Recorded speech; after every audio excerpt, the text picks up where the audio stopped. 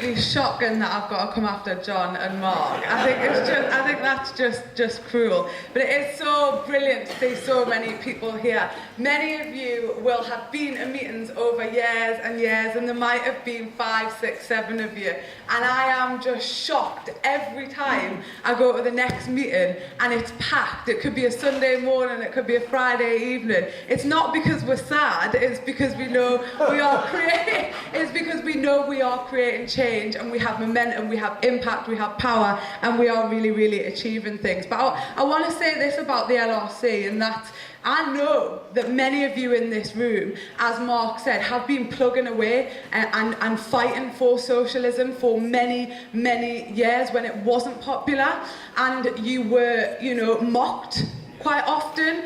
People laughed and thought it was peripheral, somewhat exotic and strange element of the movement. And actually, this group, socialism within the Labour Party, we have absolutely been proved to be on the right side of history, have we not? I think that it is comforting as well to know that when you are a socialist MP entering Parliament and when the knives are out for you, that there's a movement behind you that will support that agenda, because you clearly can't speak up for the class, for the movement and your constituents on your own when there is so much against you. I think when I was sent to Parliament, because we won the election in North West Durham, by the way, we were predicted to lose it at the beginning of the election, and we got more votes there than we did since 1997, and that is a immensely working class community with a beautiful rural area, and they voted for socialism and they voted for change. And I'm immensely proud that I was able to step into Westminster because of the mandate that they gave me. But there's probably a bit of a feeling that I should keep my head down, that I should just, kind of be quiet and learn the ropes and not say too much and not be too vocal. But it's really hard. It's really hard when you've literally got to sit opposite people who are cheering welfare cuts. People who are like whooping and cheering and taking delight that they're going to win a vote, and actually doing ridiculous things like, we've got more MPs, you didn't win the election, those really childish things in debates about public sector pay, for goodness sake. People who are quite happy with sanctioning people, quite happy with taxing working class people on a spare bedroom, quite happy with the rape clause. And you've got to sit opposite those people, and I thought, I tell you what, in my maiden speech, my one and only opportunity where they are not allowed to heckle me, I'm going to tell them what I think of them, because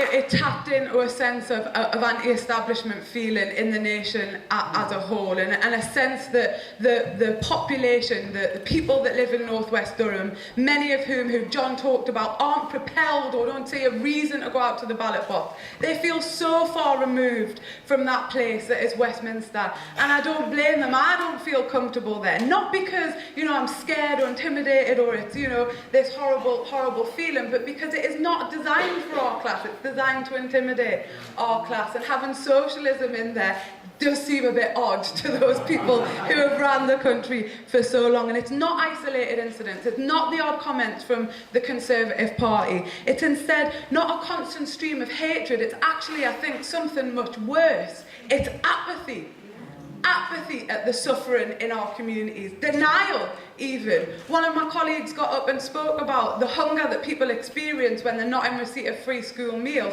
and they were genuinely like, what are you talking about? That doesn't even happen. You could see that they were disputing the facts because they are so confined by their own consciousness, so shielded by their own privilege, and it's time we get rid of those people from that place as quickly as possible.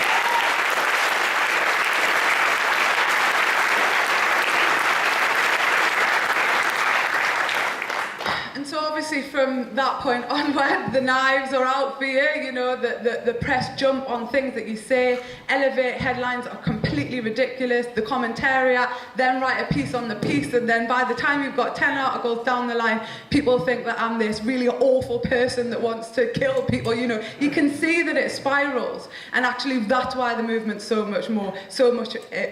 very much important, because Diane, Jeremy, John have had so much worse over the years, and it's a proxy war. It's not about who they are as people, it's about understanding, isn't it, the power that they see that is in socialism, that it's speaking to people's needs, and that's what they want to shut down. Not me, they're not interested in me as a person, not interested in John as a person, they are interested in shutting down and making not relevant our socialism, because they know it is so very powerful to our communities.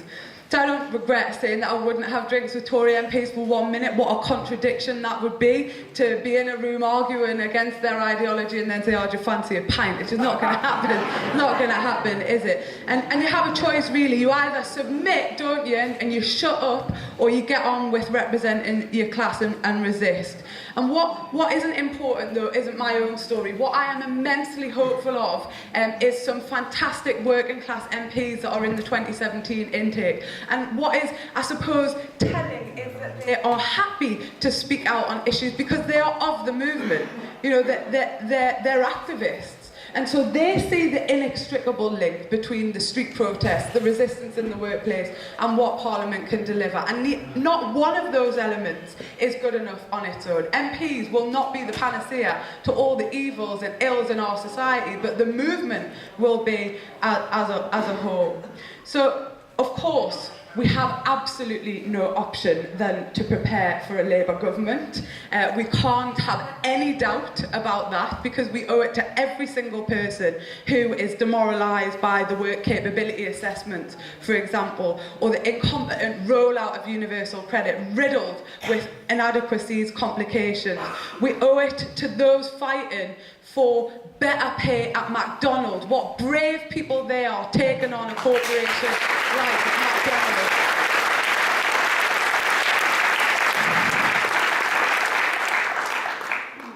And at last we've got a manifesto, and many of you will have seen this on the doors, that lifts, gives hope, it offers people a vision of what an alternative could look like. The atmosphere in my constituency completely changed on the day that came out. I felt a lightness about our offer, I felt an enthusiasm about what we had to offer the nation. And it isn't radical. I think we should stop buying into this narrative that this is going to be a really radical Labour Party. Actually, it's very rational. It's common sense. It makes practical use of our money, the workers' money, and it's not about, you know, being some kind. Because I think in people's minds, radical is violent and all that kind of stuff. We are the mainstream now. Socialists are offering mainstream and very rational solutions to lots of the problems that capitalism has given our communities. I think that it's right that the movement places demands on MPs, and I suppose I'll end on this. And that we are on the brink of something incredible. But I can't stress enough that entering government is only going to be the start of our difficulties. There's absolutely no way, is there? And, you know, all of us are very aware of this. There's no way that if you are the owner of a multinational corporation that's about to be nationalised, that you're not going to try and do something about those people that are trying to take the profits away from you. I think, though, when we are in our darkest moments, when we are having to use all of our energy to counteract the lies, to counteract the character assassinations, the proxy wars that talk about our histories or personalities or things that we might or might not have supported, the allegations about what type of people we are as a movement, just remember this room. Just remember this conference. Just remember the thousands and thousands of people in the Labour Party that are literally standing shoulder to shoulder with you, behind you, in front of you, in solidarity, in defence for socialism. We have no option but to win, and we will win all together. Thank you very much.